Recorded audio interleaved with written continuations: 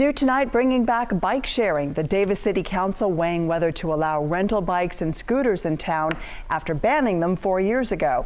And tonight was the first step in potentially making that happen. Yeah, the City Council unanimously moving forward with a motion to make changes to municipal codes. KCRA 3's Orko Manna is live in Davis with what that could mean for bike and scooter sharing there in the future. Orko.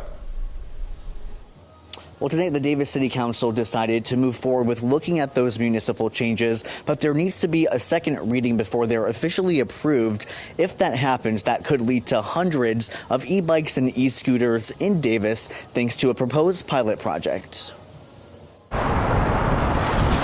Davis is known to be a very bikeable place. Whether downtown or on local trails, you can always see people pedaling around the city. Davis City Council holding a meeting Tuesday looking at bringing e-bikes back and introducing e-scooter sharing to the city by changing municipal code. That includes suspending a city ban on scooter sharing and allowing bike share program applications. It is controversial without question. Davis City Council member Dan Carson says the proposed changes would open the door to a one-year pilot project with Lime to bring e-bikes and e-scooters to Davis. He tells me there are pros and cons to the project. Carson says it could potentially reduce car congestion and therefore emissions downtown. It could help us deal with climate change issues. But on the other hand, there are worries about the bikes and scooters being left in the wrong place. Carson says that was a problem in 2018 when Davis put the brakes on a brief bike share program with Jump. While the ordinance required Jump bikes to be parked in bike racks, compliance was low, which led to several complaints from residents. Parking was a very big part of it.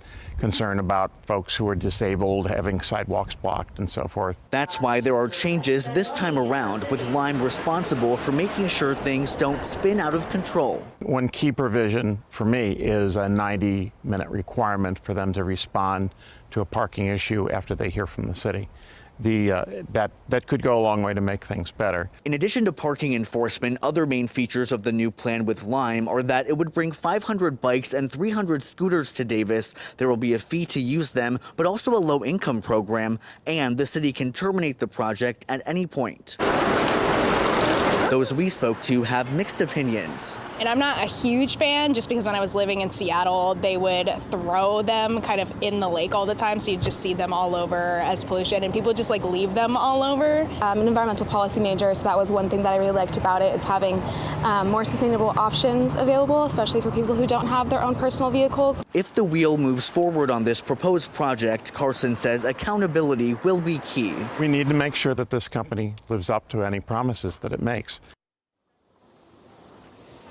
To be clear, the City Council did not vote on the Lime plan yet. Tonight was just about looking at city code.